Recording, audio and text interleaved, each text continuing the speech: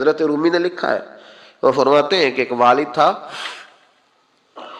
تو اس نے بڑی دولت کمائی تھی، تو اس کا بیٹا بے دریغ ہی اڑاتا رہتا تھا، کبھی ادھر پیسے بھگا دیے، کمائے نہیں تھے نا، محنت نہیں نہ کی تھی، کمائے نہیں تھے۔ والد بڑا سمجھاتا تھا پر سمجھ نہیں آتی تھی۔ ایک دن اس کے ابا کے ذہن میں ایک بات آئی، وہ کہنے لگا بیٹے یار میں کنگال ہو گیا ہوں، اچانک حالات خراب ہو گئے، ایک آنا مجھے چاہیے، دوائی خریدنی ہے، کہیں سے لے کے آؤ۔ اس نے کہا ابا مسئلہ ہی کوئی نہیں، یار ہی بڑے ہیں، بہت سارے لوگوں کے ساتھ رات میں جاتا ہوں روٹی کھانے ہوٹل میں، کئی ہیں جو میرا انتظار کر رہے ہوتے ہیں، فیس بک والے اور جناب وہ سیلفی والے، بڑے سارے ہیں جو کہتے ہیں تیرے بغیر گزارا ہی نہیں، بڑے ہیں جو روز سویرے اٹھ کے پہلے مجھے السلام علیکم کا میسج کرتے ہیں، پھر اس کے بعد کسی اور سے، بڑے ہیں کوئی مسئلہ ہی نہیں۔ ایک کے پاس گیا، ایک آنا چاہیے، اس نے دے دیا، لا کے ابا کو دیا، تو ابا گھر کے اندر جو امیر لوگ ہوتے تھے گھر میں کنواں کھدوا لیتے تھے، ابا کنویں کے کنارے بیٹھا تھا، جب بیٹے نے آنا لا کے رکھا تو اس نے پانی میں پھینک دیا۔ اگلی صبح پھر کہا بیٹے ایک آنے کی ضرورت ہے، دوا خریدنی ہے۔ اس نے کہا مل جائے گا، دو چار پانچ دوست ابھی ہیں بڑے مالدار، ان سے جا کے کہا، ایک سے آنا لایا، ابے نے پھر پھینک دیا، تیسرے دن بھی پھینک دیا، چوتھے دن بھی، یار اب ختم ہو گئے۔ کچھ آہستہ آہستہ دوستوں کو پتہ چل گیا کہ کنگال ہو گیا ہے، خبر پھیل جاتی ہے نا، اب بھوکا ہو گیا ہے۔ اب آہستہ آہستہ موبائل بند ہونے لگے، آہستہ آہستہ جو ہے وہ نمبر بلاک ہونے لگا، حالات بگڑ گئے۔ اب جب اسے پتا تھا کہ یار تو اب دروازہ کھٹکھٹاتا ہوں تو کہتے ہیں کہ اسے کہہ دو میں گھر نہیں، ابا نے تو آنا مانگنا ہے، اور میں بے دریغ دولت ابا کی اڑاتا رہا ہوں، اب یہ بھی نہیں کہہ سکتا کہ مجھے دیتا کوئی نہیں۔ شہر سے باہر نکل گیا، سارا دن مزدوری کی، جد و جہد کی، کبھی کام کیا نہیں تھا، ہاتھوں پہ چھالے پڑ گئے۔ بڑا مشکل ہوتا ہے جن لوگوں نے کام نہ کیا ہو، انہیں کرنا پڑ جائے تو تکلیف کا شکار ہو کے ایک آنا کمایا، شام کو لا کے والد کی ہتھیلی پہ رکھا تو اس نے پھینکا نا جب کنویں میں تو چیخ پڑا، کہنے لگا ابا جی آپ سیانے بیانے بندے ہیں، روز پیسے لا کے دیتا ہوں، کنویں میں پھینک دیتے ہو، کوئی کرنے والی بات کرو، نہیں دوائی کھانی تو نہ کھاؤ، ضائع کیوں کرتے؟ تو بیٹے کو باپ نے تھپکی دے کے بٹھا لیا، اس نے کہا بیٹا میں نے پہلے دن تو نہیں پھینکا، تو ساتواں دن ہے میں روز پھینکتا ہوں، آج تیری چیخیں کیوں نکلی؟ کہنے لگا ابا پہلے ادھار کے تھے آج مزدوری کے ہیں۔ نہیں سمجھ آئی بات، پہلے بولیے، اور آج میری محنت ہے، مزدوری ہے، جد و جہد ہے۔ تو والد کہنے لگا بیٹے یہی میں تجھے سمجھانا چاہتا تھا، وہ میرے بھی محنت کے ہیں جو تجھ روز یاروں کو کھلا آتا ہے، میں نے بڑی جد و جہد سے جمع کی ہے، میں کنگال نہیں ہوا، صرف تجھے سمجھانا تھا۔ او بھائی یہ آنکھیں تیری محنت کی نہیں نا، اس لیے تو شکر نہیں ادا کرتا، یہ وجود، یہ ٹانگیں، یہ شعور، یہ تیری جد و جہد کا نہیں، جو عقل کی دولت اللہ نے دی ہے نا، یہ تیری محنت کی نہیں، اگر محنت کی ہوتی تو سجدے میں پڑا رہتا، تو خیال کرتا۔ اللہ نے آنکھیں دی ہیں قرآن دیکھنے کے لیے، جب کوئی کسی گندی چیز کو دیکھتا ہے تو ناشکری کرتا ہے، جب غلط طرف اٹھاتا ہے یہ چیزیں تو ناشکری کرتا ہے۔ صاحبو یاد رکھنا اور اس پر ضرور غور کرنا کہ جب نعمتوں کا شکر ادا نہ کیا جائے تو پھر ہمیں استغفار کا حکم دیا گیا ہے۔ پھر کیا کرنا ہے ہم نے؟ استغفار کہ یا اللہ ہم تیری نعمتوں کا شکر ادا نہیں کر سکے تو ہمیں معاف فرما دے، تو ہم سے درگزر فرما، معاف فرما۔ ایک استغفار اس بات کا ہے کہ دیکھیں نا، یہ رسول پاک علیہ السلام کا فرمان ہے، یہ حدیث امام رازی نے لکھی ہے، اور نبی پاک کی فرمان کے لحاظ سے جو چیز ہمارے سامنے آئے نا اس پر ہماری آنکھیں بھی کھل جانی چاہیے، دل بھی کھل جانا چاہیے، کہ کوئی خاص ہی بات تھی جو حضور نے بیان فرمائی صلی اللہ علیہ وسلم۔ سرکار دو عالم علیہ السلام نے فرمایا ایک آدمی نے 500 سال بغیر ریاکاری کے اللہ کی عبادت کی۔ کتنے سال؟ 500 سال۔ یہ 5 سال نہیں ہوتی بغیر ریاکاری کی۔ تہجد پڑھنے والا جب تک 6 لوگوں کو بتا رہا نہ دے تہجد پڑھی ہے، اتنی دیر تو تہجد آگے بڑھتی نہیں، کم از کم 6 بندوں کو پتا ہونے چاہیے۔ اور میرے جیسے حاجی نمازیوں کا تو دل کرتا ہے کہ وظیفے پہ بندہ رکھا جائے جو تعریفیں کرے صبح و شام، حاجی صاحب کی کیا بات ہے، حضرت صاحب کی وظیفہ دیں گے اس کو مہینے کا، وہ تعریف کرے کھول کے کہ آپ کی بڑی بات۔ یہ مرض ہے، تعریف سننا نا یہ بیماری ہے، اس نے جھوٹ کو جنم دیا ہے، بہت بڑا مرض ہے۔ حضرت سعدی نے اس پر بہت بڑے مقالہ جات لکھے ہیں اور فرماتے ہیں یہ مرض کچھ لوگوں میں بہت زیادہ ہوتا ہے، ایک امیروں میں، امیر لوگ ناراض نہ ہو جائیں پر انہوں نے کہا ہے تو کوئی حکمت ہوگی نا، امیروں میں تعریف سننے کا مرض بہت زیادہ ہوتا ہے۔ فرماتے ہیں ایک بادشاہوں میں اور تیسرا عورتوں میں، ان میں یہ بیماری بہت زیادہ ہوتی ہے. کوئی تعریف نہ کرے تو خود اپنی کرنی شروع کر دیتے ہیں, خود ہی کہہ دیتے ہیں کہ کیا بات سی, میرے ابا جی تے وہ تے 100 حال چلدا سی تے 150 بندہ ٹکر کر. ابا جی دی چھڈ, تو دس تیرے کنے چل دے, تیرے کو کنے بندے روٹی کھاندے, اپنی بات کرنا. اقبال کہتے تھے تو وہ آبا تمہارے ہی مگر تم کیا ہو, ہاتھ پہ ہاتھ درے منتظر فردا. ابا جی کی دادا جی کے چھوڑ, اپنی کر, ہمیں تو تیرا پتہ ہے, تو اپنی بات کر, تیرے اندر بھی کوئی چیز ہے کہ نہیں. ابا دادا تو سب کے بڑے ہیں, حضرت آدم کی اولاد ہے تو حضرت آدم نبی تھے, تو باپ دادا تو سب کے بڑے بڑے ہی ہیں. بات یہ ہے کہ اپنی بات کرنی چاہیے نا. تو یہ بیماری ہے, یہ نقص ہے. 500 سال بغیر ریاکاری کی عبادت, اور بیان میرے نبی کریم علیہ السلام فرما رہے ہیں 5, بولیے, یہ بہت بڑا مسئلہ ہے. دکھاوا نہ ہو, ریاکاری نہ ہو. ہم مجالس میں جاتے ہیں نا جناب, محافل میں, تو لسٹ ملتی ہے, یہ چودھری صاحب نے صدارت ہے, انہوں نے خصوصی تعاون کیا ہے, تو یہ فلانے صاحب ہیں, تو ان کا بھی نام لینا ہے. تو میں کبھی کبھی کہہ دیتا ہوں کہ یار آپ نے تو کہا تھا یہ نبی پاک کی تعریف کی محفل ہے, اور یہاں آپ نے لسٹ لگا دی ہے پوری تعریف کرنے والوں کی. کچھ ضروری ہے کسی کا نام لینا اور اس کا جناب ذکر کرنا اور اشتہار پہ اس کی فوٹو آنا, یہ کچھ ضروری ہے؟ ویسے بھی کوئی اچھا لگتا ہے کہ نبی پاک کے نام کی محفل اور میں کو میں صدارت کر رہا ہوں؟ ڈرنا چاہیے نا مجھے اللہ تعالیٰ, حضور کی محفل اور میری صدارت. اس پر کبھی غور کریں. اگر کوئی راہ طریقت کا مسافر ہوگا تو تڑپ جائے گا کہ نبی پاک کے نام کی محفل اور سرپرستی ایک ایسے آدمی کی جس کو وضو تک نہیں کرنا آتا. چھ معنی دار ہے, کوئی دھندا ہے معاذ اللہ تعالیٰ, جس کا جو دل کرے وہ کرتا جائے. 500 سال بغیر ریاکاری کی عبادت کی, 500 بڑا مشکل ہوتا ہے. حضور فرماتے ہیں یہی بندہ جب اللہ کے حضور کھڑا کیا جائے گا تو رب کریم اس سے کہے گا کہ چلو اس کو میرے فضل سے جنت میں لے جاؤ. تو عرض کرے گا مالک فضل تو ٹھیک ہے, پر 500 سال لگائے ہیں میں نے. 5, وہ مولوی صاحب میری طرح کے بیچارے جو امام مسجد ہوتے ہیں نا, تو وہ بھی کہتے ہیں جب میں آیا تھا تو 30 بچے تھے مسجد میں, اب 80 ہو گئے.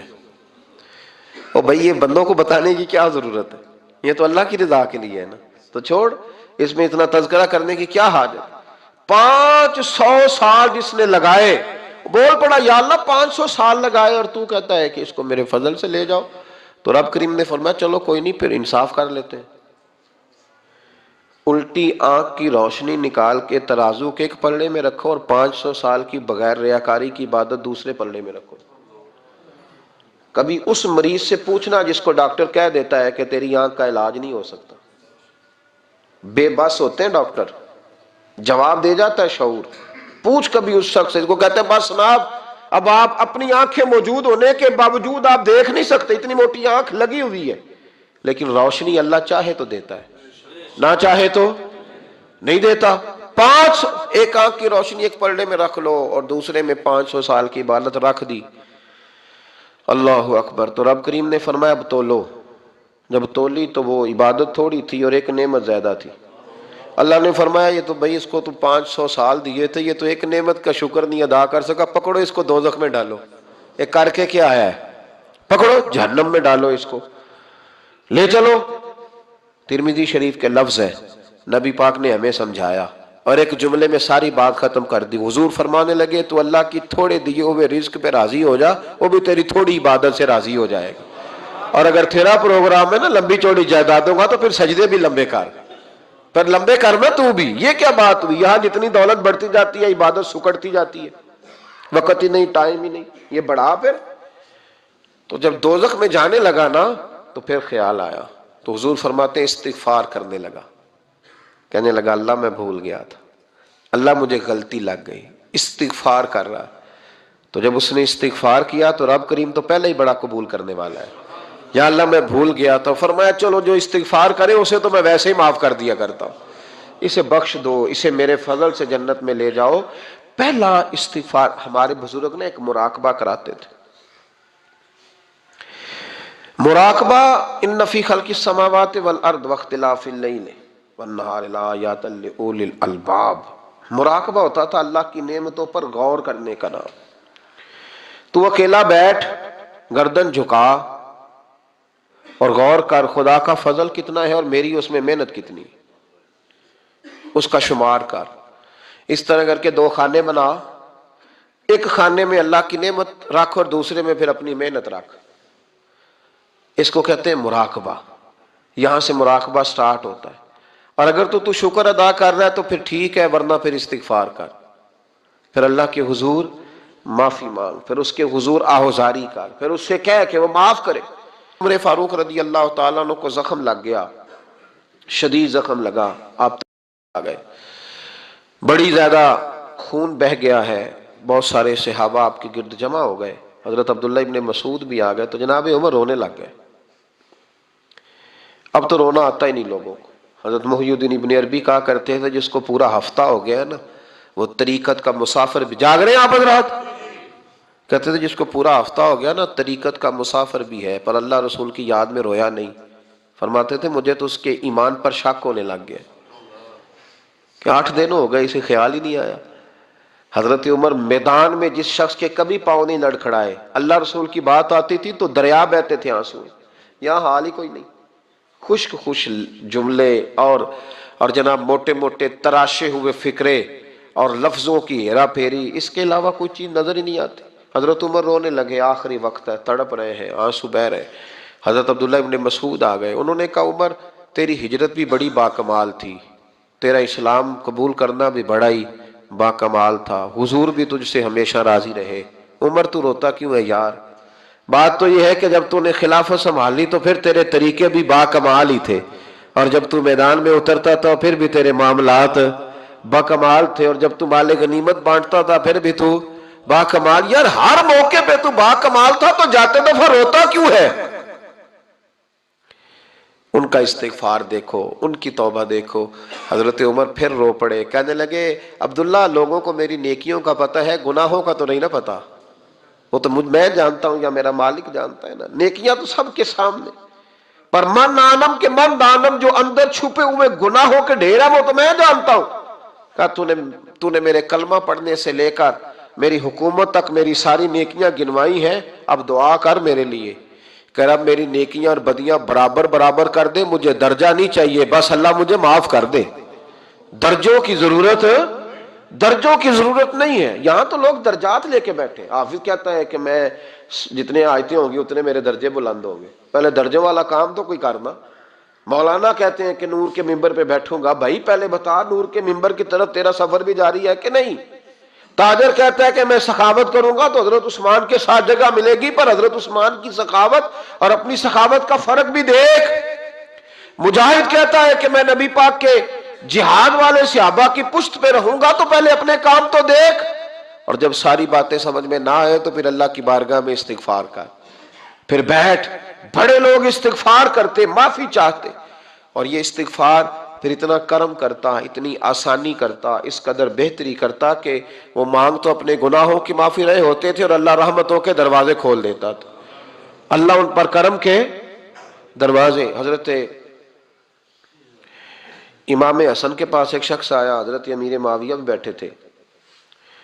تو اس نے امام حسن سے آ کے کہا کہ حضور اولاد نہیں ہے، کوئی دعا کر دے. توجہ ہے میری بات پر؟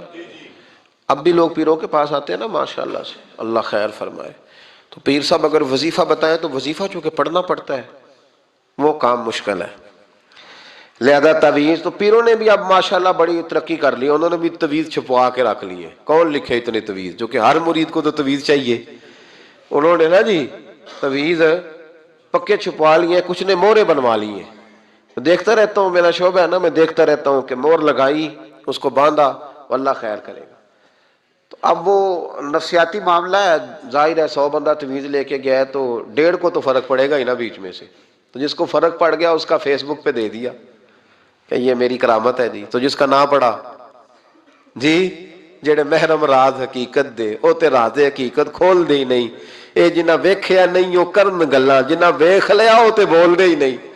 ہمارے ایک حضرت تھے تو ان کے پاس ہم بیٹھے تھے، نیک آدمی، تو تعویذ دیا تو مرید کہنے لگا حضور دوبارہ کب آؤں؟ کہنے لگے فرق پڑ گیا تو آ جانا، نہیں تو کہیں اور چلے جانا. اس لیے کہ شیخ عبدالعزیز دباغ رحمت اللہ علیہ کے ایک مرید نے کہیں تنقید کر دی تھوڑی سی. یہ لفظ بس نا بہت بڑے ہیں، ان کی میں تشریح نہیں کروں گا، جتنے جملے اتنی بات کر کے بیت جاؤں گا، ان کی تشریح نہیں ہو سکتی. یہ ان کی توضیح نہیں ہو سکتی، کچھ تفصیل نہیں ان کی ہو سکتی، یہ جملے بڑے، میں کوئی تشریح نہیں کروں گا۔ اس نے کہا کہ حضور فلاں فلاں فلاں فلاں جگہ مجھے پریشانی ہے آپ کے حوالے سے، تو آپ فرمانے لگے میں نے کون سا باندھا ہوا ہے، نہیں سمجھ میں بات آتی تو کہیں اور چلا جا۔ باندھ کے رکھا نہیں، دروازے کھلے ہوئے ہیں، کہیں اور چلا جا، ختم ہو گئی بات۔ تنقید کرنے کی ضرورت چھٹی، اس لیے کہ وہ لوگ بت نہیں بناتے تھے کہ بس ادھر ہی پوجا کرنی ہے کہ کہیں اور نہیں جانا۔ یہ چھوڑے، ہے نا ہمارے چکر چلا ہوا، میرے علاوہ کہیں اور نہ جانا۔ شیخ عبد الوہاب شرونی فرمایا کرتے تھے یہ تو نقص ہے تیرے اندر کا، یہ تو تیرے اندر کا نقص ہے، اگر تو قابل ہوتا تو کہتا جا سنگیا سارا زمانہ دیکھا، اگر کوئی میرے جیسا ملا تو چلا جانا، اور اگر میری طرح کا نہ ملا تو پھر کہیں اور جا دیکھا سارا۔ او بھائیو کیا چکر ہے، وظائف لوگ پوچھتے تھے تو ان پہ عمل کرتے تھے، وہ چیزیں فائدہ دیتی۔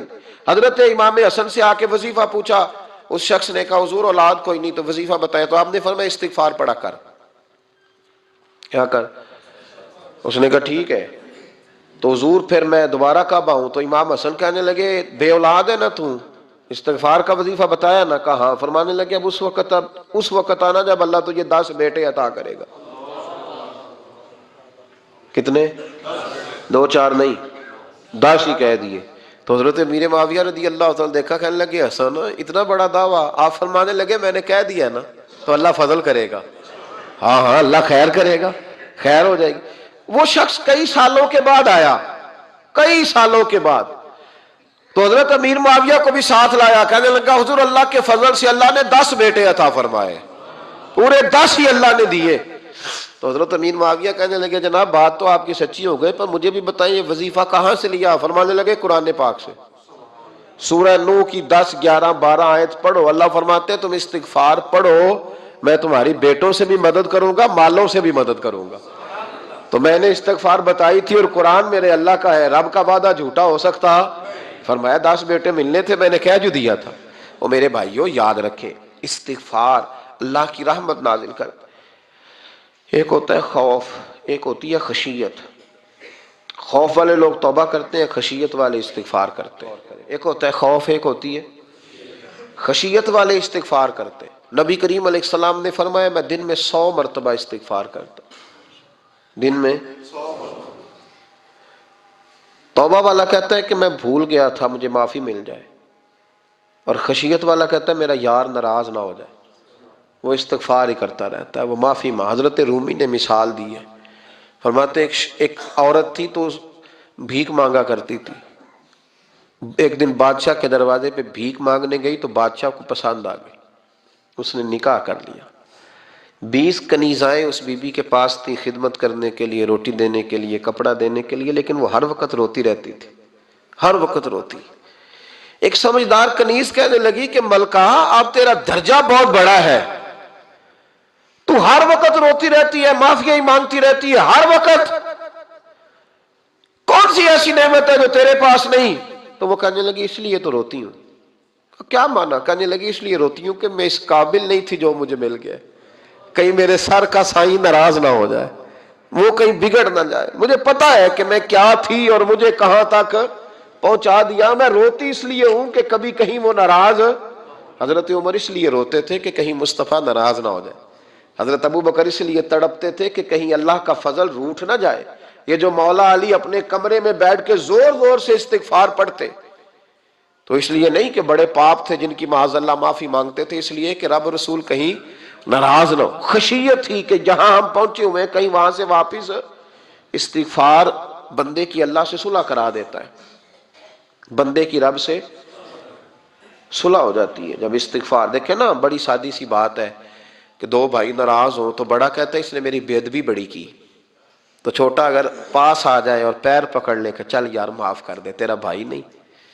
پتہ کیا ہوتا ہے؟ صرف معافی نہیں ملتی، ہاں صرف معافی نہیں، چھوٹے نے بے ادبی کر دی، بڑے کو تکلیف ہوئی، بات جب آگے بڑھی نا تو بڑے نے شکوہ کیا، جب لوگوں نے چھوٹے کو سمجھایا تو چھوٹا جب معافی مانگتا، ادھر دیکھو میری طرف، جب چھوٹا معافی مانگتا ہے نا اٹھ کے جاتا ہے اور بڑے کے پیر پکڑتا ہے تو نرا معاف نہیں کرتا، بڑا رو بھی پڑتا ہے، بڑا رو بھی پڑتا ہے، اور وہ کہتا ہے کہ وہ میں اور تم اماں کے پاس اکٹھے بیٹھتے، ایک باپ کی موٹر سائیکل پہ اکٹھے بیٹھتے، تو تیرا اور میرا رشتہ یار تو نے یہ کیوں، وہ جو آنسو نکلتے ہیں نا، وہ درد ہوتا ہے، وہ کیف ہوتا ہے، وہ سوز ہوتا ہے، وہ لذت ہوتی ہے، وہ پیار ہوتا ہے۔ رب کہتا ہے تو معافی مانگ، انہو کان غفارا، تو معافی مانگ، میں تجھے معاف بھی کروں گا، تیرے اوپر رحمت بھی فرماؤں گا، تیرے اوپر کرم نوازی بھی کروں گا، تجھے نواز دوں گا، تجھے عطا کروں گا۔ حضرت موسیٰ کلیم اللہ علیہ السلام کا زمانہ مبارکہ تھا، قحط پڑ گیا، بارش نہیں ہوتی۔ ہم لوگ نا، اب تو خیر ہمارے پاکستان میں تو ٹیبل ٹاک ہوتی ہے، ٹاک شو ہوتے ہیں، ہمارے ہاں تو پتہ کیا جاتا ہے کہ بارش ہو کیوں نہیں رہی، پھر اس پہ یہ ہوتا ہے کہ دھواں بڑا چڑھ گیا ہے، حالات بڑے خراب ہیں، فلاں ایسے ہو گیا، قحط کا۔ ہم تو اسباب تلاش کرتے رہتے ہیں نا جی، فوگ بہت زیادہ ہے، فلاں چیز ایسے ہے، فلاں چیز ایسے ہے، ہم تو یہ تلاش کرتے رہتے ہیں۔ وہ لوگ یوں نہیں کرتے تھے، وہ سیدھے جا کے مصلوں پہ بیٹھتے تھے، اس لیے کہ وہ کہتے تھے جب رب چاہتا ہے تو پھر کوئی چیز کسی چیز کو روک سکتی، وہ سیدھے مصلے پہ بیٹھتے۔ اعلیٰ حضرت فاضل بریلوی رحمۃ اللہ علیہ کے پاس ایک مولانا محمد حسین آئے، وہ فلکیات کے بڑے ماہر تھے، تو اعلیٰ حضرت نے فرمایا ذرا ستاروں کا حساب لگا کے دکھاؤ بارش کب ہوگی۔ کہنے لگا پورا مہینہ تو نہیں ہوگی۔ تو اعلیٰ حضرت رحمۃ اللہ علیہ فرمانے لگے کہو کہ میرا علم کہتا ہے مہینہ نہیں ہوگی، اللہ چاہے تو ابھی ہو سکتی ہے۔ کہنے لگا جی وہ تو ٹھیک ہے پر میرا علم، وہ جیسے روز لوگوں نے پیر نیٹو حسین شاہ صاحب نہیں کھولے ہوتے کہ بارش کب آئے گی، اور اس کی طرف نہ دیکھ، مصلے پہ بیٹھ، مہربانی کر مصلے پہ بیٹھ، اللہ کی بارگاہ میں حاضر ہو، اس سے معافی مانگ، اسے منا تاکہ وہ رحمت کی بارش۔ کہنے لگا جی میرا علم کہتا ہے۔ تو اعلیٰ حضرت فرمانے لگے پھر وہی بات، تو کہے اللہ چاہے تو بارش ابھی، لیکن یہ جو اڑ گئے ہیں نا بیچارے، یہ اڑ ہی گئے ہیں، یہ جہاں الجھ گئے ہیں وہاں یہ لوگ الجھ گئے، اللہ ہمیں الجھنے سے محفوظ فرمائے۔ تو اعلیٰ حضرت اٹھے تو فرمایا ٹائم کیا ہوا ہے گھڑی پہ؟ کہنے لگا جی 12۔ تو اعلیٰ حضرت نے گھڑی گھمائی، اب کیا بج گیا؟ کہنے لگا 4 بج گئے۔ فرمانے لگے بج گئے نا 4؟ کہنے لگا جی آپ نے گھڑی گھما جو دی ہے۔ فرمانے لگے اللہ بھی جب چاہے تو ستارے گھما دیتا ہے، اللہ بھی ستارے گھما دیتا ہے بارش۔ کہنے لگا جی وہ تو ٹھیک ہے پر مہینہ نہیں ہو سکتی۔ اڑا ہوا بندہ، اس کا کوئی علاج ہے؟ جو اڑ جو جائے اس کے لیے قرآن کہتا ہے وَإِذَا خَاطَبَهُمُ الْجَاهِلُونَ قَالُوا سَلَامًا، اسے سلوٹ کرو دور سے، اسے کہو تو جان اور تیرا۔ کہنے لگا جی ہو نہیں سکتی پورا مہینہ۔ فرمانے لگے یار تو جا اپنا کام کر۔ وہ شخص کہتا ہے میں نے دروازہ کھولا اعلیٰ حضرت کا، کمرے سے باہر نکلا تو تیز بارش ہو رہی، واپس آیا تو میں نے کہا احمد رضا یہ عقیدہ کہاں سے لیا ہے؟ فرمایا دروازہ مصطفیٰ سے لیا ہے صلی اللہ علیہ وسلم۔ تو یاد رکھیں کہ اللہ کو منانا چاہیے، استغفار کرنا چاہیے، اس کی برکات۔ حضرت موسیٰ ساری قوم کو لے کے نکل گئے، آؤ بھائی میدان میں اللہ کی بارگاہ میں استغفار کریں اور بارش کا سوال کریں، بارش مانگیں۔ جب باہر نکلے دیر تک دعائیں ہوتی رہیں تو حضرت موسیٰ علیہ السلام کو رب کریم نے وحی فرمائی کہ موسیٰ آپ کی قوم میں نے ایک شخص ہے جس کو 40 سال ہو گئے نافرمانی کرتے، اس نے رب سے صلح نہیں کی۔ کتنے لوگ ہیں؟ ایک، اور 40 سال سے وہ نافرمان ہے، اس کو مجمع سے نکال دو بارش ہو جائے گی۔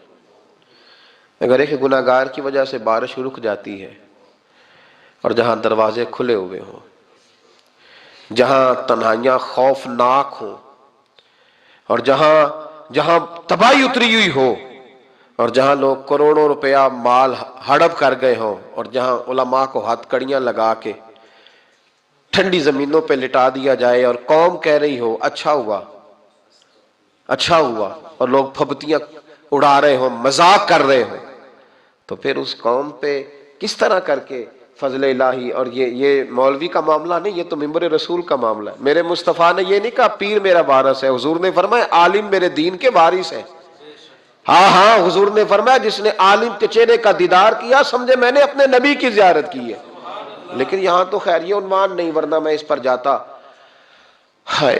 تو کہا ایک بندہ ہے 40 سال سے اللہ کی نافرمانی کر رہا ہے، وہ اگر نکل جائے تو بارش ہو جائے گی۔ حضرت موسیٰ نے اعلان کر دیا بھی ایک شخص ہے،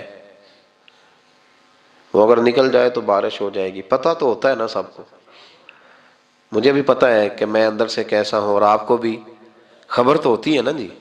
جب بات ہو رہی ہوتی ہے تو پھر پتہ تو چلتا ہے نا کہ بات کہاں جا کے سیٹ ہو رہی ہے۔ پتہ چلتا ہے نا، اسے ابھی چل گیا پتہ، اب اندر ہی اندر رونے لگا.